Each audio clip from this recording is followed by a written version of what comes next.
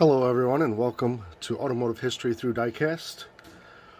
Today I was thinking we would do the quarter mile challenge. I am a little behind. I was hoping to get my new drag premiums in, but they haven't showed up yet, so figure we start today with the 70 Camaro, kind of the weekend warrior type racer, Pro Street. Two customs I've done, but kind of the guy who only races his car on the weekend, puts it in the garage for the week. And then we got this one, this truck, kind of like a bracket racer, who's out there every weekend trying to make money off this.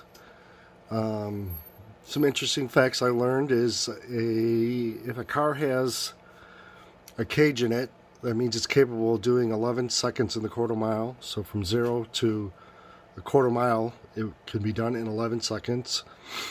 And if it has a parachute on the back, that means the car is capable of doing 150 miles per hour when it goes through the finish line.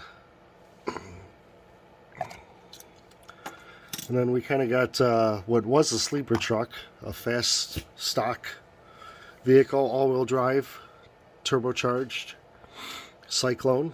This is the Zamac edition. And then I kind of picture this guy as like the street racer. LS3 in it, bought it stock and just kept building and building until it got out of hand.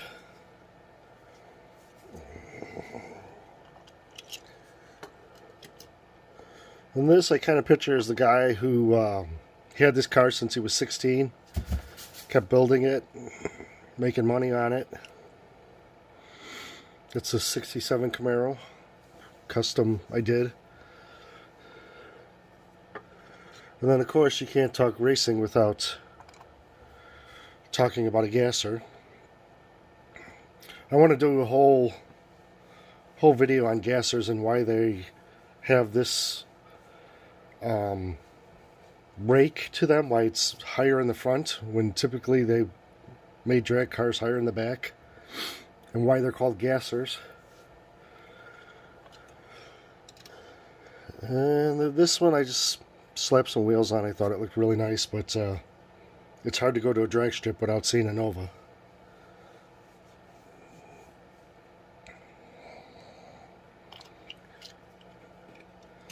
And then there's always fast Mustangs at the drag strip.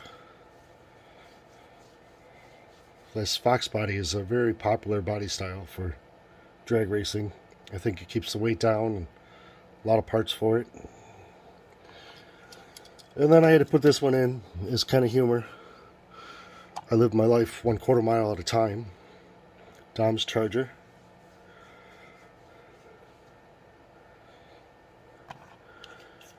And then we have this one, the guy who has all the money but none of the knowledge. Usually winds up killing it at the line. Doesn't know how to drive his car well. But they can be fast if you know what you're doing. And then you have your traditional dragsters, usually backed by some company. Here's an older Don Perron drag car, Snake and Mongoose. A Vega is a very popular body style because of the shorter wheelbase. And then this was kind of Ford's answer to that,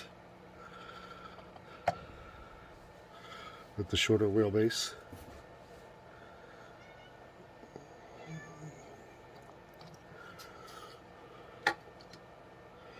And then here's a newer Snake and Mongoose.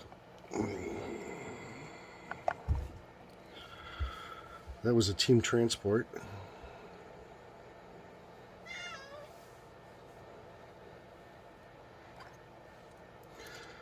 And then you had cars that were well known. They were called like factory backed cars. These cars were known for doing wheelies and kind of showing off. And then it wouldn't be a automotive history video if I didn't have a Superbird. There's a guy who lives by me, you guys might know from that garage show. His name is Joe. Where they go out to people's garages and restore their cars for them. He actually has one of these. And then you can't forget about the imports. 510s. Front wheel drive or rear wheel drive. These are 4 cylinders that are just as fast as 8 cylinders.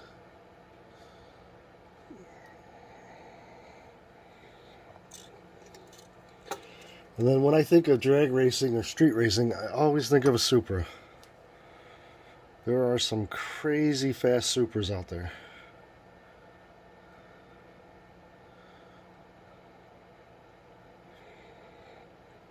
And then the last category I think of are those stock vehicles. Those crazy vehicles that some companies are making, like Dodge, putting supercharged 800 horse engines in everything they make.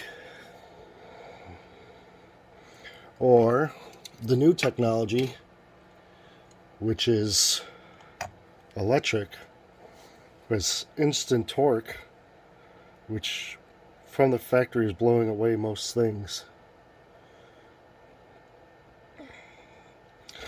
The last thing I want to show you is a little project I've been working on. I'm not quite ready to show it, but it's so fitting for this segment, so I figured I'd show it. I am trying to make a drag Grand National. Gonna put some front exhaust on it, roll cage, wheelie bar, but this is as far as I got. It's something I mess with in between customs, kind of like my own personal project, but it's been fun. Alright, I want to thank everyone for stopping by.